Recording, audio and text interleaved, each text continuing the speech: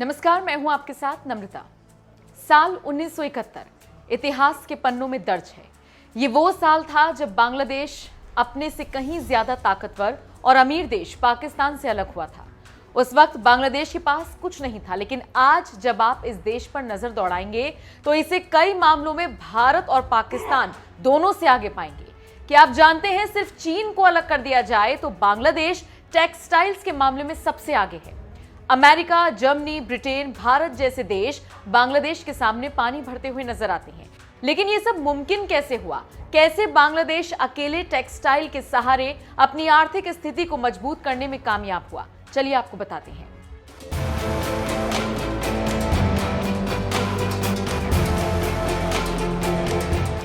इसका श्रेय जाता है गवर्नमेंट सेक्रेटरी रहे नूरुल कादर खान को, जिन्हें उसी वक्त ये एहसास हो गया था कि बांग्लादेश के लिए आने वाला वक्त और भी बुरा हो सकता है।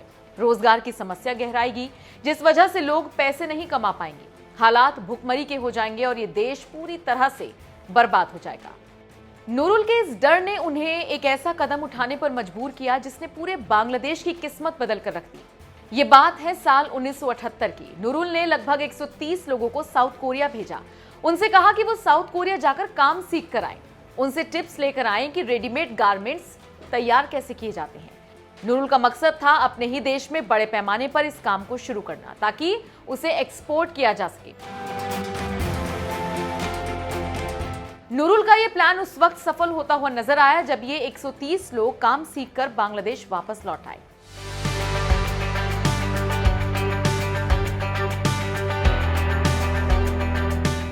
इन सभी ने बाकी लोगों को काम सिखाना शुरू किया।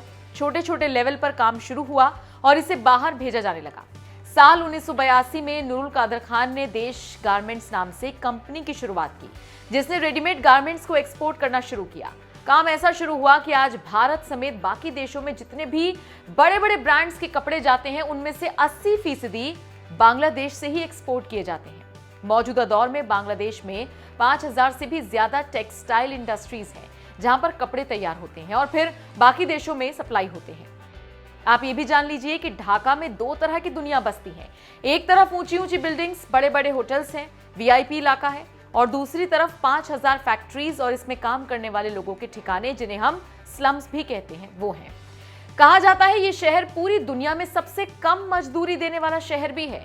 यहाँ पर रोज सुबह फैक्ट्रियों के सायरन बजने शुरू हो जाते हैं। 40 लाख से ज्यादा मजदूर काम करते हैं।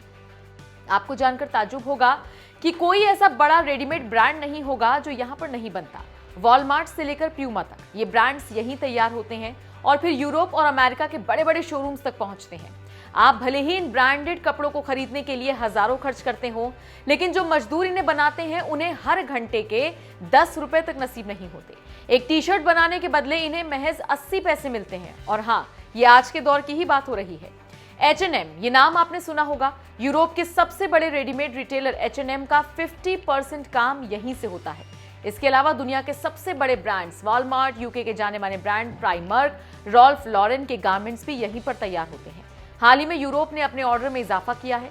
सिर्फ यही नहीं, यहाँ पर Hugo Boss, Tommy Hilfiger, Benetton, Gap, Replay, G Star Raw, Giorgio Armani, Calvin Klein जैसे रेडीमेड कपड़े भी बनते हैं।